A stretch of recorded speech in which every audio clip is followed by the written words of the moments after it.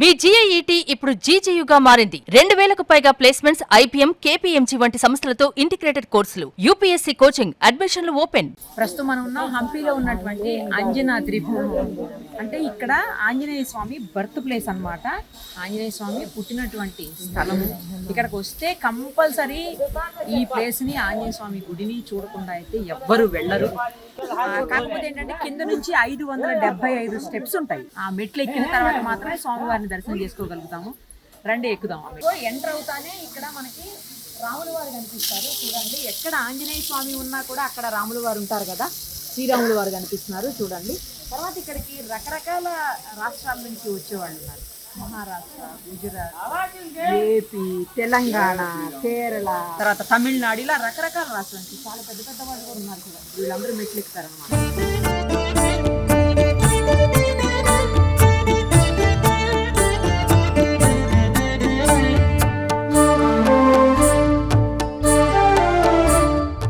ఇక్కడికి 300 steps complete అయ్యాయి. కొండని తొలిచారనమాట. అది స్టెప్స్గా, చాలా పెద్ద కొండ, దాన్ని స్టెప్స్గా మలిచారు. ఇప్పుడు ఒక 300 అయినాయి, ఇంకా 275 ఉన్నాయి.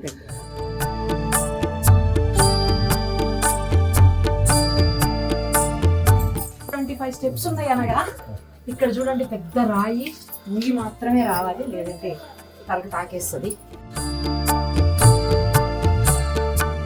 మెట్లన్నీ ఎక్కేసాము, పై వరకు వచ్చేసాం. ఒకసారి స్వామివారిని దర్శనం చేసుకున్నాం. రండి, వ్యూ చూడండి ఒకసారి. కిందికి చూస్తే వ్యూ కనిపిస్తుంది పైనుంచి. కొండల మధ్యలో ఉందన్నమాట. పెద్ద పెద్ద బండరాళ్ల మధ్యలో, కొండల మధ్యలో ఉంది. రండి దర్శనానికి వెళ్దాం.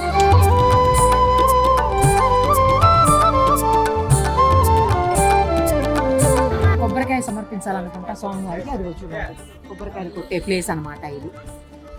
ధ్వజస్తంభం, రాతితో చేసినటువంటి ధ్వజస్తంభం, ఏకశిల ధ్వజస్తంభం అనమాట. అంటే పెద్ద హైట్ లేదు కానీ చాలా స్ట్రాంగ్గా ఉంది. చూడండి, ఇలా వెళ్ళాలి లోపలికి దర్శనానికి.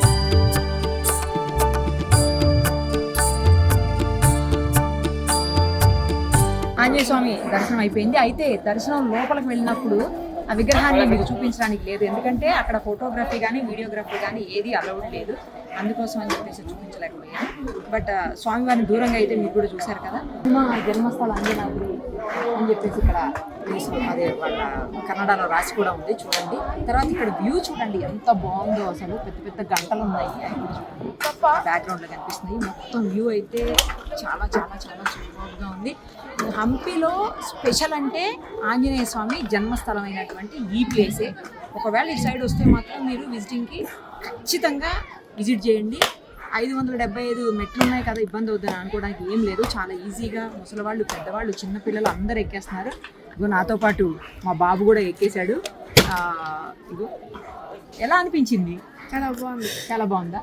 అంటే స్టెప్స్ ఎక్కడం కష్టంగా అనిపించిందా? ఏం లేదా, ఈజీగానే ఉందా?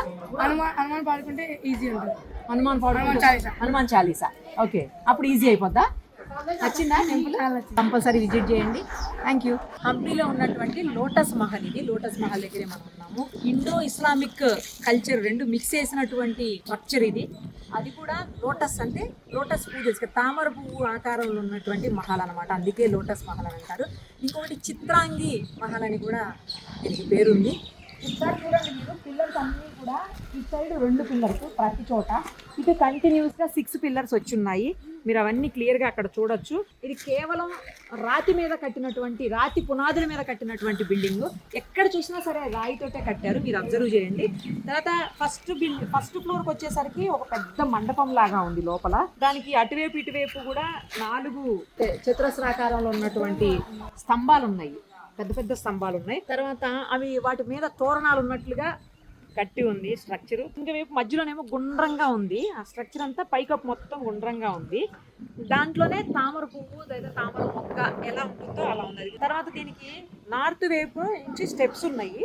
ఆ స్టెప్స్ నుంచే పై అంతస్తుకు వెళ్ళడానికి, తిరిగి రావడానికి అవకాశం ఉంది. తర్వాత అది క్లోజ్ చేసి ఉంది, వెళ్ళడానికి లేదు. మనం బాల్కనీస్ కూడా అక్కడి నుంచి క్లియర్గా ఉన్నాయి. అన్నీ కూడా రౌండ్గా మొత్తం మంచిగా చూడడానికి అసలు ఎంత బాగుంది.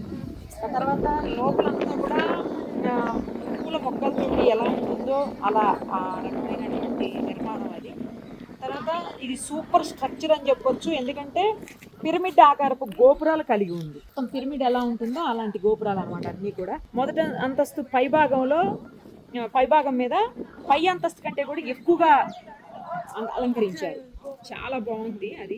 ఇక్కడ ఒక వెల్ కనిపిస్తుంది, బావి, అప్పట్లో ఉన్నటువంటి బావి అనమాట. పూర్తిగా కంప్లీట్ గా కింద నుంచి అంటే స్ట్రక్చర్ మొత్తం రాతి మీదనే కట్టడం వల్ల, అంటే ఏదైతే పునాది ఉంటుందో అదంతా కూడా రాతి కట్టడం అవటం వల్లనే లోపల అంతర్గతంగా కూడా మొత్తం ఎక్కడ వేరే మెటీరియల్ వాడకుండా రాతితోటే వాడారు కనుక ఇది చల్లగా ఉంటుంది. ఏసీ లేకపోయినా కూడా ఏసీ ఉన్నట్టే అంత కూల్గా ఉంటుందని చెప్తున్నారు. స్ట్రక్చర్ పాడవుతుంది, కొంచెం శిథిలావస్థకు చేరుకోవటం వల్ల అలో చెయ్యట్లేదు పైన వరకు కూడా. లోపల ఇంతకుముందు అయితే లోపల స్టెప్స్ ఎక్కి ఫస్ట్ ఫ్లోర్ వరకు వెళ్ళడానికి అవకాశం ఉంది కాబట్టి ఇప్పుడు అది కూడా లేదు, కంట్రోల్ చేసేసారు కింద. ఆర్కియాలజీ డిపార్ట్మెంట్ హ్యాండ్ ఓవర్లోకి వెళ్ళిపోయిన తర్వాత అన్ని జాగ్రత్తలు తీసుకుంటున్నారు. ఎందుకంటే మన ఓల్డ్ మాన్యుమెంట్స్ అన్నింటినీ కాపాడాల్సిన బాధ్యత వాళ్ళకు ఉంటుంది కాబట్టి, తరతరాలకి అందించాల్సినటువంటి అవసరం ఉంటుంది కాబట్టి ఇలాంటి జాగ్రత్తలు తీసుకుంటా ఉన్నారు. ఇక్కడికి వస్తే మాత్రం ఖచ్చితంగా ఈ లోటస్ మహల్ని కూడా ఒకసారి విజిట్ చేయండి. ఈ హంపీలో ఉన్నటువంటి రాణి మహల్ బేస్మెంట్ అన్నమాట ఇది. అంటే పైన మొత్తం అంతా కూలగొట్టేసిన తర్వాత మిగిలిపోయినటువంటి బేస్మెంట్ ఒకసారి చూడొచ్చు మీరు. అయితే దీనికి ఎంట్రీ వచ్చేసి నార్త్ సైడ్ అన్నమాట. అది నార్త్ గేట్. ఆ గేట్లో నుంచి ఎంట్రీ ఉంటుంది ఈ మహల్లోకి, రాణి మహల్లోకి. ఇదిగో ఇక్కడ ఏనుగులు, 2 ఏనుగుల మధ్యలో నుంచి స్టెప్స్ నుంచి పైకి ఎక్కడం. ఇది 3 స్టైర్స్ ఉన్నటువంటి బిల్డింగ్గా మనకి ఇక్కడ ఉన్నటువంటి శిథిలాలను బట్టి మనకు అర్థమవుతుంది. 1 2 3 స్టెప్స్ వైజ్ ఉన్నటువంటి బిల్డింగ్ ఈ మహల్ ఇక్కడ ఉండేది మధ్యలో.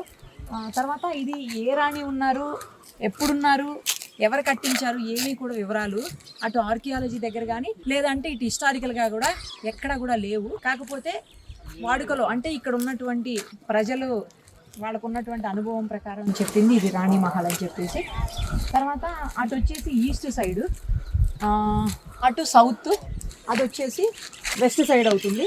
అన్ని వైపులా కూడా ఈ నిర్మాణం ఎలా ఉందంటే అన్ని వైపులా బయటికి వచ్చేసినటువంటి నిర్మాణం. మీరు ఒకసారి చూడొచ్చు.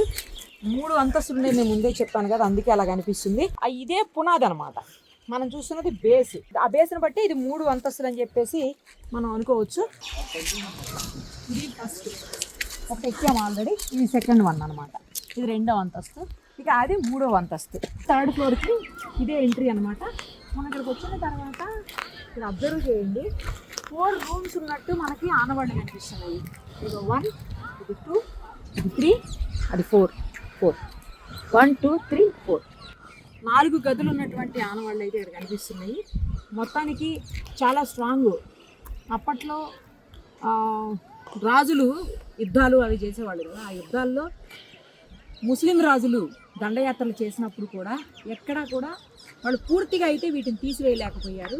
కేవలం స్ట్రక్చర్స్ని మాత్రం స్పాయిల్ చేయగలిగారు తప్పించి బేస్మెంట్స్ని కొన్ని చోట్ల అయితే స్ట్రక్చర్స్ని కూడా అలాగే ఉండిపోయాయి. అవి కూడా స్ట్రక్చర్స్ని కూడా ఏం చేయలేనటువంటి పరిస్థితి ఉంది. రాణి మహల్ చూసాం కదా, రాణి మహల్ ఆపోజిట్టే ఒక కొలం లాగా ఉంది. నాకు తెలిసినంత వరకు ఇది కొలం అనమాట. అంటే స్నానపు కొలం అయి ఉండాలి రాణి గారిది. అక్కడ నుంచి చేసిన తర్వాత ఆమె పక్కనే ఉన్నటువంటి లోటస్ మహల్లోకి వెళ్ళి రెస్ట్ తీసుకునేవాళ్ళం. పక్కనే లోటస్ మహల్ ఉంది.